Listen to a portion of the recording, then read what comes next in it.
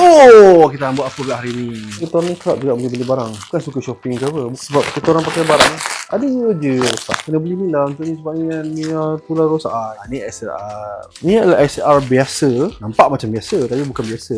Male, left, right pada 3.5 jack. Dia ada male dan female jangan salah beli Berlaku tau, berlaku. Terbeli yang male, terbeli yang female. The best adalah kita ada dua-dua lah. Kita mengharmonikan. Male kita ada, female kita ada. Tapi yang ni sebenarnya, kalau saya silap beli, silap juga. Tapi saya ada beli yang female.